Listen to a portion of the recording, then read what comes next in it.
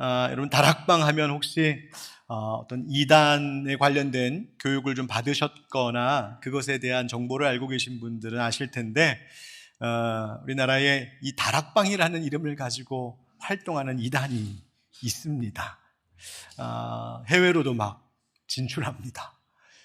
안타까운 일인데, 그래서 다락방 그러면 언뜻 그런 이미지가 좀 떠오르는 안타까운 일이 있기도 합니다. 여러분, 오늘 성경이 말하고 있는 다락방, 진짜 영적인 의미의 이 다락방을 통하여 우리에게 주시는 교훈이 무엇인지 배울 수 있도록, 혹시 그런 이미지를 가지고 계신 분들 좀 내려놓고 진짜 성경이 말하고 있는 진리 속에 있는 그 다락방의 의미가 무엇인지를 깨닫는 귀한 시간이 되기를 간절히 소망합니다.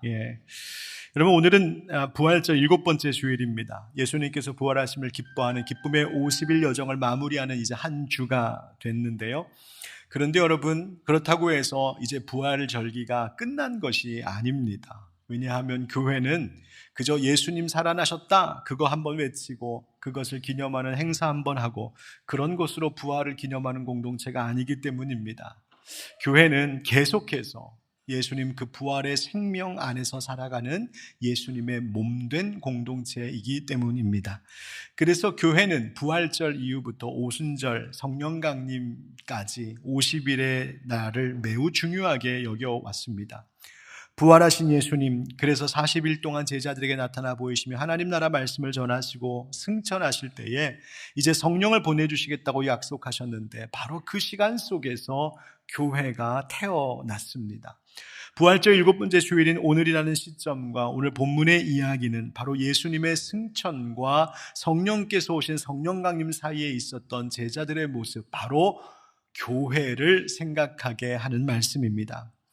여러분, 성령님께서 강림하신 그 날이 교회가 탄생한 날이라고 말한다면 예수님의 승천하심과 이제 성령님께서 임하신 사건 사이의 그 시간은 교회가 잉태되어서 이제 출산이 임박한 때라고 비유할 수 있을 겁니다. 이렇게 교회를 더 생각해 보면 이런 생각 듭니다. 과연 교회는 무엇일까? 교회는 어떤 곳이어야 할까? 아기가 태어나면 부모의 DNA 유전자를 가지고 태어나게 되어 있는데 교회는 태어날 때 어떤 영적 DNA를 하나님 아버지께로부터 받아가지고 태어나도록 되어 있을까 말입니다. 오늘날의 교회, 그리고 교회가 당면한 여러 현실의 문제들을 바라보면 종종 이런 질문을 스스로도 하게 됩니다. 교회가 정말 뭘까? 왜 우리는 함께 이렇게 모여야 할까? 왜 점점 많은 사람들이 교회를 힘들어하고 공동체의 필요를 덜 느끼고 있는 것일까 하는 질문입니다. 실제로 최근 조사에 따른 통계들을 보면 많은 사람들이 교회에 대하여, 아니 교회만이 아니라 종교 자체에 대해 거리감을 점점 더 크게 느끼고 있다는 것을 알 수 있습니다. 특별히 안타깝지만 우리 젊은 세대, 청소년들과 청년 세대에서 그 경향이 더 짙게 나타나기도 합니다. 여러분, 교회는 이 시대에도 오고 싶은 곳이 되어야 합니다. 한번 와보면 다시는 오고 싶지 않다 하는 그런 교회 되어서는 안 되겠죠. 한번 와보면 다시 오고 싶은 교회, 다시 가보고 싶은 교회, 다시 돌아가고 싶은 교회가 되어야 하는 겁니다. 어떻게 하면 그렇게 될까요? 앞서 말씀드렸듯이 교회가 처음 태어날 때 하나님이 주신 그 영적 유전자, 그 영적 DNA를 회복할 때 교회는 그렇게 될 수 있습니다. 교회는 단순히 사람이 만든 종교 조직이 아닙니다. 부활하신 예수님의 생명을 받은 사람들이 함께 더불어 살아가는 예수님의 몸된 공동체입니다. 그러니 교회는 예수님의 그 생명을 이 안에서 누리고 그 생명을 세상 가운데 드러내며 살아가야 하는 공동체인 것이죠. 그러면 우린 다시 한번 질문해 봐야 됩니다. 과연 우리는 어떤 교회가 되어야 할까? 어떻게 하면 하나님께서 기뻐하시는 우리 하늘빛 광성교회 공동체가 될까? 여기 있는 청년들도, 여기 있는 우리 중고등부 친구들도 이 생각해야 됩니다. 어떻게 하면 우리 청년부가 정말 하나님 기뻐하시는 공동체 될까? 어떻게 하면 우리 중고등부가 정말 다시 오고 싶은, 내 친구들이 한번 와보고 싶은 공동체 만들 수 있을까? 오늘 그 말씀 나누려고 합니다. 여러분, 말씀 가운데 하나님 우리에게 은혜 주셔서 교회가 더욱 주님 뜻에 합당한 교회, 교회다운 교회, 오고 싶은 교회, 세상을 아름답게 변화시키는 교회, 우리의 10대들, 우리의 청년들이 와보고 싶은 교회가 되는 놀라운 역사가 시작되는 이 예배가 되기를 예수님의 이름으로 축원드립니다. 여러분, 오늘 본문은 예수님께서 승천하시던 그때를 증언하고 있는데요, 예수님께서 많은 제자들이 보는 가운데 하늘로 올라가셨죠. 더 이상 예수님은 이 땅에, 이 지상에 계시지 않으셨습니다.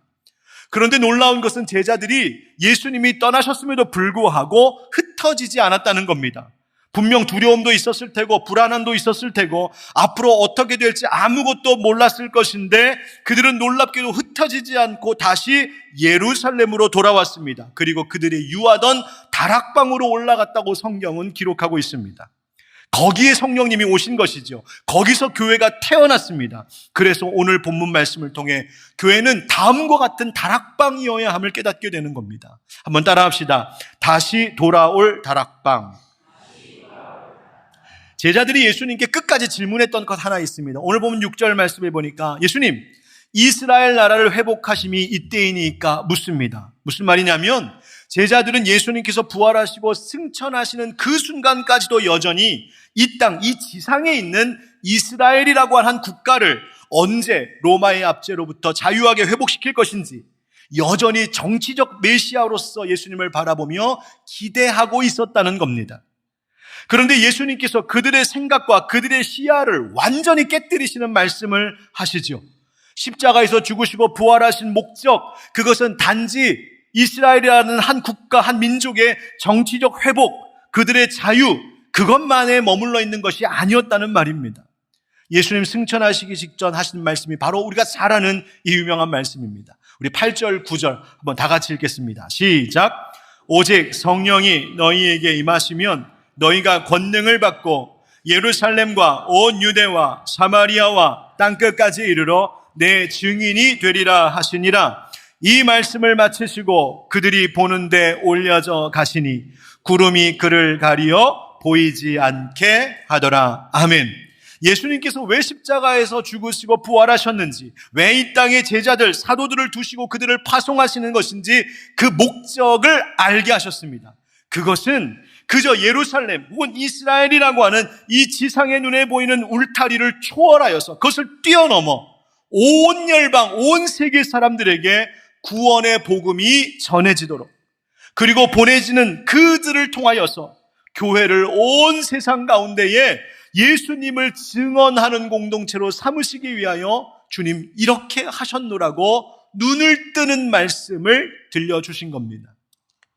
그 순간 하늘만 쳐다보고 있는 제자들, 그들을 향하여 옆에 있던 흰옷 입은 두 사람이 그들을 꾸짖습니다. 너희들 왜 그러고 서 있냐고.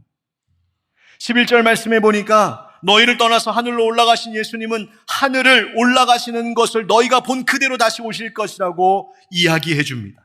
이 말을 듣자, 예수님 다시 오실 것이라고 하는 말을 듣자 제자들의 그 다음 반응이 뭔지 아십니까? 12절입니다. 제자들이 감람원이라 하는 산으로부터 예루살렘에 돌아오니 이 산은 예루살렘에서 가까워 안식일에 가기 알맞은 길이라 들어가 그들이 유하는 다락방으로 올라가니. 제자들이 예수님의 승천을 목격한 곳이 감람산이었습니다. 그들은 그 감람산에서 가까운 예루살렘으로 흩어지지 않고 돌아왔는데 또 그들이 같이 유하는 다락방으로 올라가 모였다는 말이에요. 13절에 나오는 다락방이라고 기록된 헬라어는 휘페로운이라고 하는 단어입니다. 이 말을 직역하면 위에 있는 방 그런 뜻입니다. 위층 방, 2층 방 그런 뜻입니다. 그러니까 우리 문화 속에서 흔히 다락 그러면 그 비좁은 천장 낮고 냄새나고 쾌쾌하고 막 좁고 창고 같은 그런 다락을 이야기하는 것이 아니라 그 당시 유대인들의 문화에서는 2층, 특별히 부유하여서 2층 집을 살고 있는 사람들에게 2층은 생활 공간이었습니다. 2층 방, 2층 방. 그래서 1층에는 뭐 짐도 놓고 작업 공간도 만들고 심지어 가축도 키우기도 하고 1층에서 생활했습니다. 손님들을 많이 접대하여서 쉴 수 있게 하는 객실 같기도 했습니다. 바로 그것이 휘페로운, 바로 다락방으로 번역된 것인데요. 많은 학자들은 지금 사도행전에서 이 사람들이 모였다라고 하는 이 다락방이 바로 이 공간복음서에서 말하고 있는 마가의 다락방이 그 다락방일 것이라고 보고 있습니다. 여러분, 그렇다면 그 다락방은 어떤 곳입니까? 예수님께서 십자가에 달려 돌아가시기 전에 제자들과 마지막 만찬을 나눴던 그 다락방입니다. 예수님께서 제자들의 발을 정성껏 씻어주시면서 사랑과 섬김의 본을 보여주셨던 그 다락방입니다.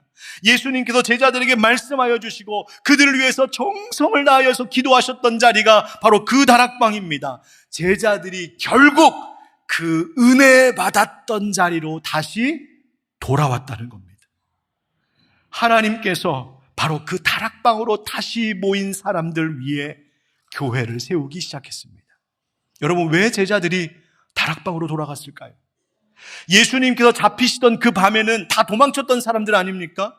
베드로는 예수님 3번이나 모른다 부인하고 도망쳤고, 다른 제자들도 십자가 앞에서 무너졌고 두려웠고 실패했던 이들이었는데 왜 이번에는 제자들이 다시 그 다락방으로 모여 돌아왔을까요? 왜일까요?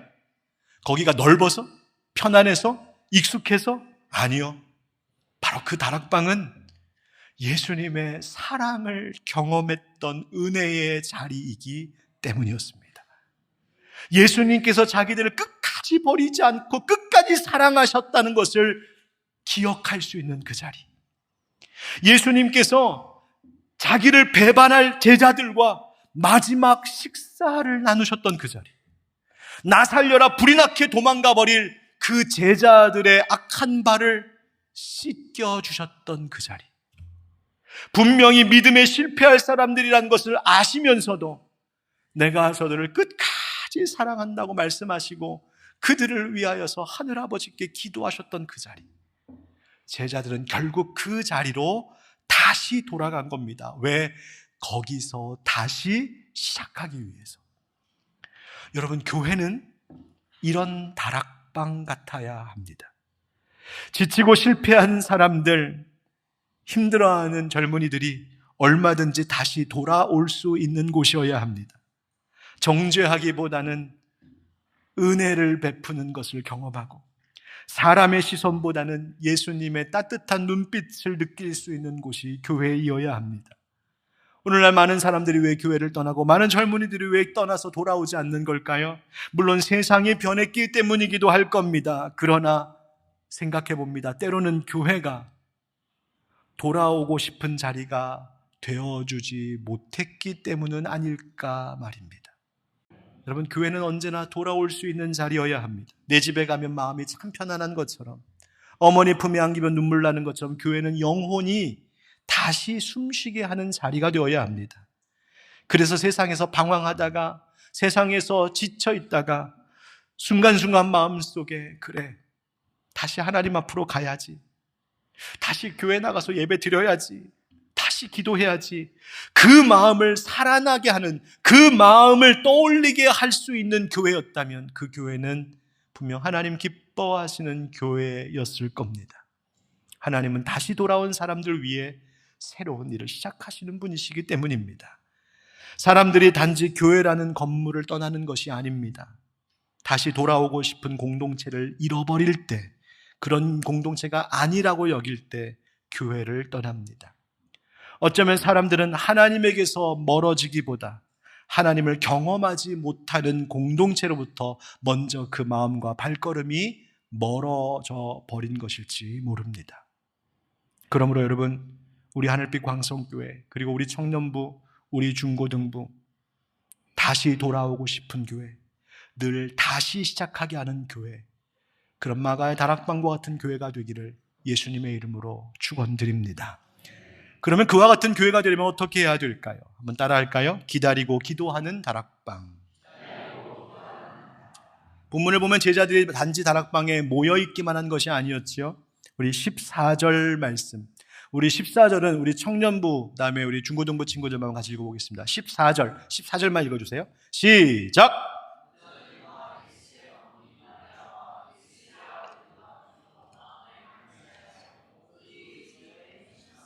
아멘, 아멘. 감사합니다. 여러분, 이 제자들이 다락방으로 돌아와서 뭐 했답니까? 기도했답니다. 그냥 기도한 게 아니라 어떻게 기도했다고 성경은 이야기합니까? 오로지 기도에 힘썼다고요. 이 말은 기도에 전념했다는 말입니다. 왜? 예수님의 약속 때문이었습니다. 성령이 너희에게 임하시면 너희가 권능을 받고. 그들은 성령께서 어떻게 오실지 몰랐고 언제 임하실지 알 수 없었습니다. 앞으로 자기들에게 어떤 일이 벌어질지도 예측할 수 없었습니다. 예수님 승천하셨고 더 이상 육신의 눈으로는 보이지 않으셨고 언제 유대인들이 자기들을 잡으러 올지도 모를 상황이었습니다. 세상을 봐도 여전히 로마의 압제 아래에 있는 현실은 달라지지 않았습니다. 아무것도 변한 것이 없는 세상과 환경이었습니다. 그런데 그럼에도 불구하고 제자들은 그때 도망가지 않았습니다. 자기 자신들이 살 길을 스스로 그 방법을 찾으려고 하지도 않았습니다. 회의를 열고 머리를 맞대어 전략을 짜지도 않았습니다. 어떻게 하면 우리가 살아남을 수 있을까? 그렇게 하지 않았습니다. 그저 그들은 오로지 기도에 힘썼습니다. 그 말은 기다렸다는 겁니다. 기대했다는 겁니다. 여러분, 이 모습을 통하여 주님이 우리에게 깨닫게 하시는 것이 있습니다. 교회란 어떤 곳인가? 교회는 사람의 힘으로 움직이는 공동체가 아니라는 겁니다. 초대교회는 이것을 알았답니다. 그래서 마가의 다락방에 모인 120명의 사람들은 성령을 기다리며 기도했어요. 성령의 임재를, 성령의 충만을, 성령의 권능을, 성령이 역사하시는 하나님의 때를 기대하며 기다리며 기도했습니다. 오늘날 교회가 점점 세상과 다를 바 없어 보이는 이유가 뭔지 아십니까? 어쩌면 기다림도, 기대감도, 기도도 사라졌고 그저 사람의 방법만 남았기 때문은 아닐까요? 기도보다 회의하는 게 더 많고 성령의 인도하심과 능력보다 사람의 계산이 늘 먼저 앞서고 하나님의 때를 기다리기보다 결과와 효율만 추구하게 될 때 교회는 점점 세상과 비슷해져 가는 겁니다. 여러분, 교회는 절대 사람의 계획이나 사람의 프로그램으로 움직이는 곳이 아닙니다. 사람의 경험과 목회 기술로 유지되는 공동체가 아닙니다. 교회는 성령께서 움직이시는 공동체임을 잊지 말아야 합니다. 그래서 교회는 늘 기도해야 됩니다. 늘 성령을 구해야 됩니다. 우리로서는 할 수 없기 때문입니다. 여러분, 성령을 받는다는 것, 그거 내가 예수 믿을 때 한번 성령 받으면 끝났다 할 것 아닙니다. 어느 집회에서, 어느 부흥회에서, 어느 수련회에서 내가 성령 한번 받았다, 그것으로 끝날 일이 아닙니다. 성령은 내가 한번 받으면 끝나는 어떤 교회나 성도의 소유물과 같은 것이 아닙니다.